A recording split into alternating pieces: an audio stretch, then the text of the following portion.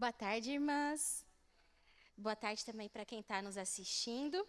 Hoje a gente vai falar sobre um pecado que praticamos com a nossa fala, né? O texto base que eu usei está em Provérbios 6, aliás, do 16 ao 19.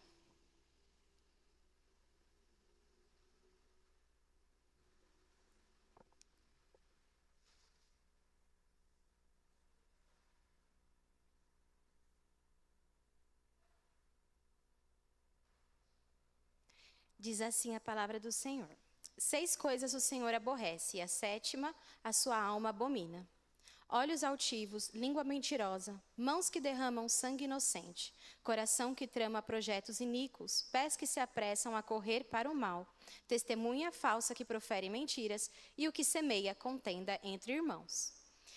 É interessante a gente notar nesses versos, né, que dentre pecados que consideramos horríveis e até mesmo hediondos, o que o Senhor mais odeia, ou seja, aquele que ele abomina mesmo, mais do que pés que se apressam para fazer o mal, é o que semeia contenda entre irmãos.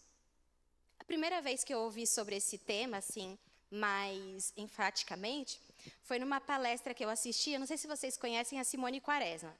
Ela é esposa de um pastor e ela tem 4 filhos adultos. Então, ela mora no Rio de Janeiro e vinha para São Paulo para a palestra. Eu falei, não, tenho que ir, combinei com uma amiga, né?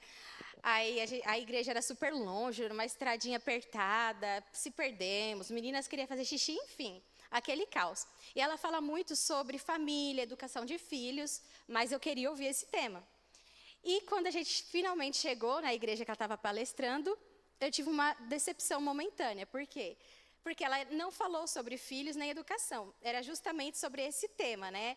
Ela ia divulgar o livro dela, que se chama A Língua é Fogo. Eu também usei o livro para me basear aqui nesse estudo. E fiquei me perguntando, por que esse tema, né? Mas ao longo da mensagem, Deus falou muito comigo. E o Senhor é o Deus da providência, né? Porque o sermão de domingo também foi sobre esse tema. E a devocional que eu faço de manhã com as meninas também era sobre esse tema, o livro. Aí pensei, bom, o Senhor quer falar alguma coisa para mim nesse sentido. Agora, o que eu achei interessante é que tanto a devocional que a gente estuda de manhã, quanto a palestra da Simone Quaresma, fala da quebra do 9º mandamento, né, que é não dirás falso testemunho, através do breve catecismo de Westminster. Então, vamos estudar, né, esse pecado sobre fofoca, maledicência, mentira, através da luz da palavra de Deus, e vamos usar como apoio o catecismo. A pergunta 76 do catecismo nos diz assim: qual é o 9º mandamento? E a resposta é: o 9º mandamento é: não dirás falso testemunho contra o teu próximo. Se vocês, assim como eu, imaginava que quebrar esse mandamento é estar num júri, numa audiência, né, e você falar igual nos filmes, prometo dizer a verdade, somente a verdade, não é bem assim, né? Não é você falar, testemunhar falsamente contra um acusado.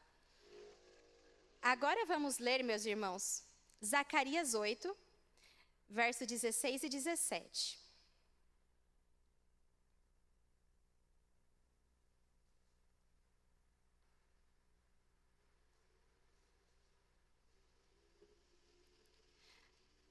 Deus ama a verdade.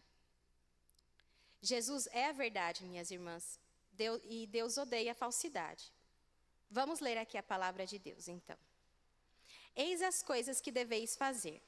Falai a verdade, cada um ao seu próximo. Executai juízo nas vossas portas, segundo a verdade, em favor da paz. Nenhum de vós pense mal no seu coração contra o seu próximo, nem ame o juramento falso, porque todas estas coisas eu aborreço, diz o Senhor. Interessante, né? Porque não só devemos dizer a verdade, como também não devemos pensar mal do nosso irmão. Aquela coisa, fulano não me cumprimentou na EBD hoje, deve estar de mal de mim. Ou, me olhou feio, né? O que será que eu fiz? E o céu é o limite para as nossas conspirações. Mas não passa pela nossa cabeça, por exemplo, que a pessoa teve um dia ruim, que a irmã não me cumprimentou porque esqueceu os óculos em casa e não me viu direito, né? Tem uma anedota muito engraçada. Ela é muito contada na igreja, né? Eu já ouvi umas 5 vezes, que fala sobre um pastor, né? Uma piada sobre um pastor do interior, que ele foi acusado de estar agredindo a esposa, porque ele saía pelas ruas da cidade com um pedaço de madeira, tentando bater na cabeça dela. Mas, na verdade, o que tinha acontecido era que uma caixa de maribondo tinha caído na cabeça dela e ele tentava afastar os bichinhos. É engraçado, mas reflete um pouco o que a gente faz, né? A gente vê uma parte da história e acha que sabe o que aconteceu ao todo. Julga e condena. Às vezes a gente não fala, mas pensa, né? Então a gente deve ter muito cuidado em julgar erradamente a intenção do outro. E se a gente for ser sincera, a gente não consegue julgar nem as nossas próprias intenções, né? O único que tem poder para julgar o outro é Jesus. Ele é o único que conhece o coração do outro. A gente vê muito isso na passagem do jovem rico. Era um homem que chegou perto de Jesus com ânimo, com vontade, e disse, não, eu quero seguir. Eu quero seguir ao Senhor. E Jesus disse para ele o quê? Que, então, deixe todos os seus bens e vem. Nem aquele homem sabia que ele tinha outro Senhor da vida dele. Mas Jesus faz o quê? Faz ele refletir, faz ele ponderar, e ele vê que, ele se entristece, ele vê que Jesus não era o Senhor da vida dele, né?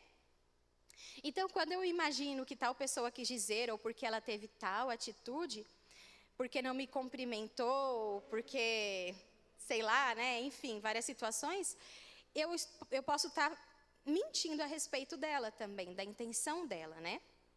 Uma parte da lei do Antigo Testamento dizia que se alguém fizesse algo seriamente errado, e se essa pessoa fosse comprovadamente culpada, ela precisava ser apedrejada, né, até a morte.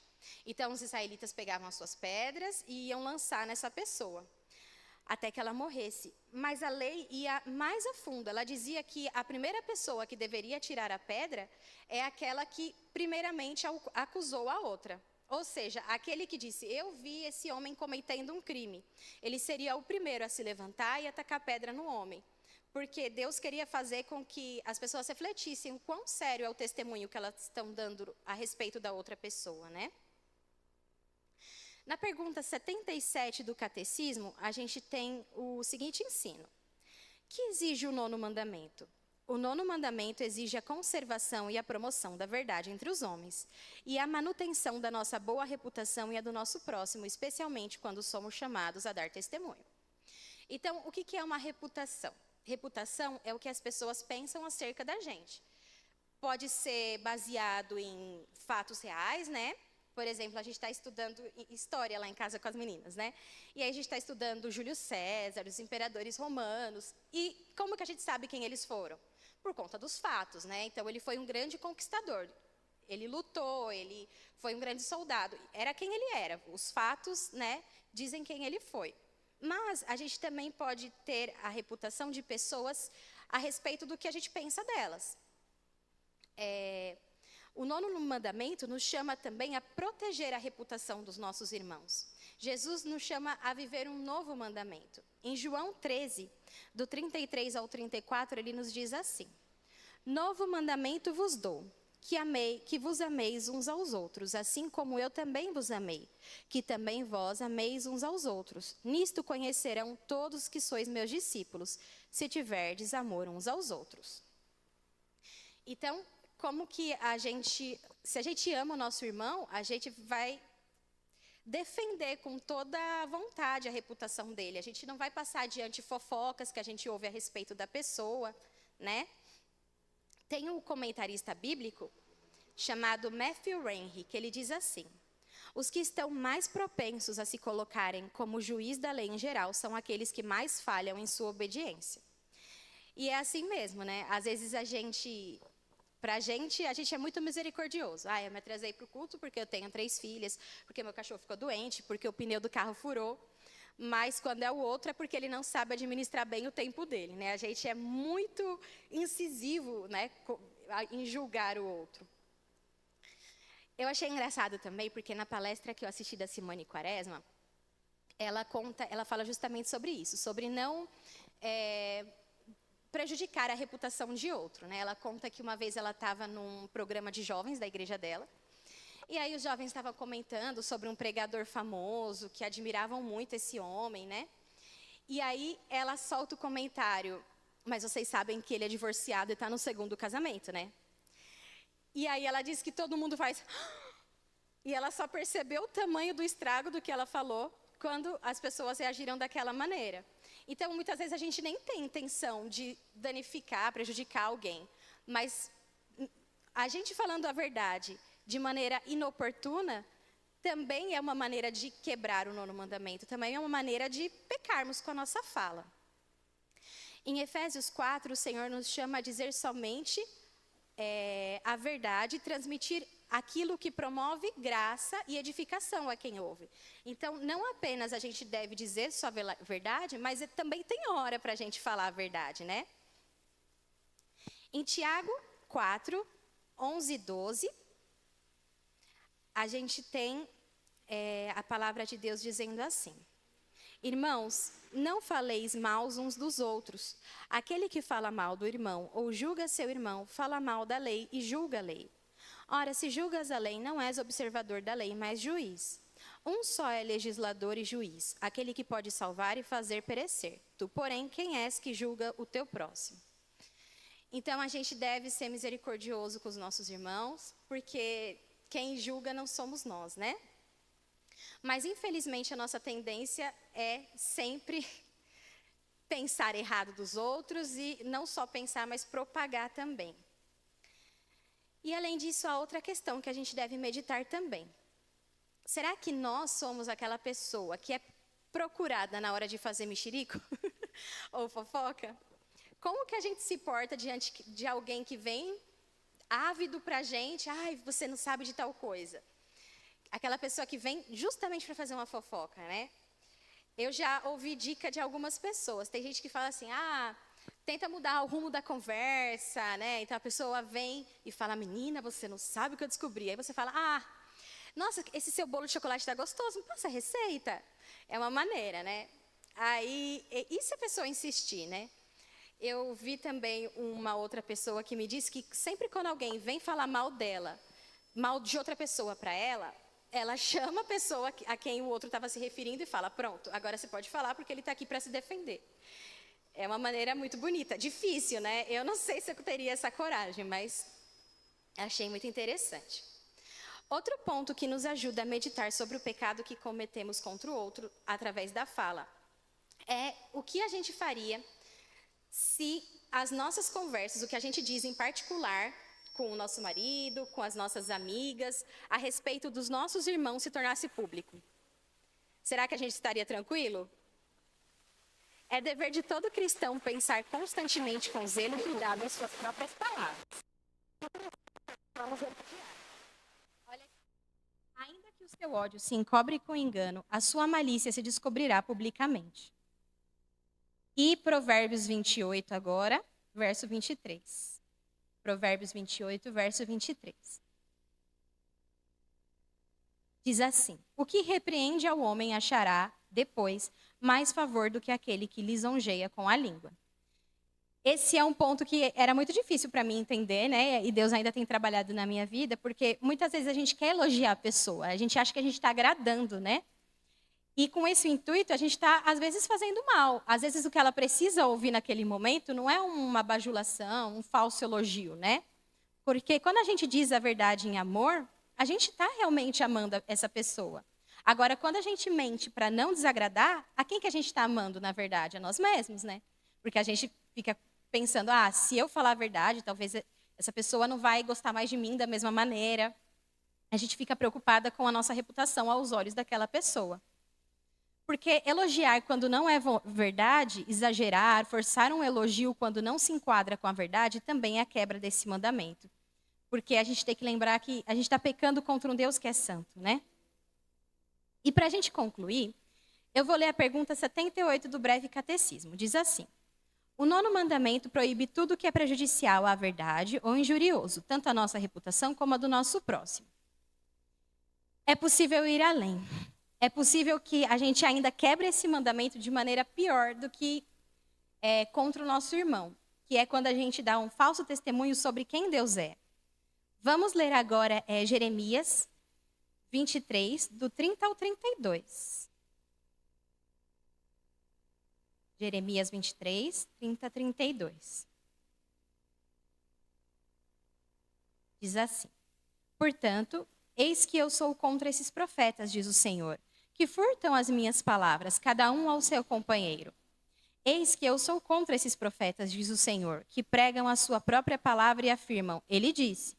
Eis que eu sou contra os que profetizam sonhos mentirosos, diz o Senhor, e os contam, e com as suas mentiras e leviandades fazem errar o meu povo, pois eu não os enviei, nem lhes dei ordem, e também proveito nenhum trouxeram a este povo, diz o Senhor. A gente está experimentando um momento assim na história que todo mundo tem uma opinião para dar a respeito de quem Deus é, né? Se a gente abrir o Instagram, a gente vai ver profetas mirins, né, evangelizando, profetizando, muitas coisas. Mas isso é muito preocupante, porque o único lugar que a gente vai encontrar a verdade a respeito de quem Deus é na palavra de Deus, né? Essa é a única maneira da gente conhecer realmente a Deus. Eu disse para vocês ainda há pouco que a gente deve proteger a reputação do nosso irmão e falar a verdade conforme a necessidade. Mas há situações que a gente deve sim se posicionar e dizer a verdade. E com certeza essa é uma situação que devemos fazer isso. Quando alguém está mentindo para nós a respeito de quem Deus é, fazendo o outro tropeçar mentindo também a respeito de quem Deus é para os outros, né? Fazendo os outros acreditarem em mentiras acerca do Senhor. Claro que a gente não deve ficar como...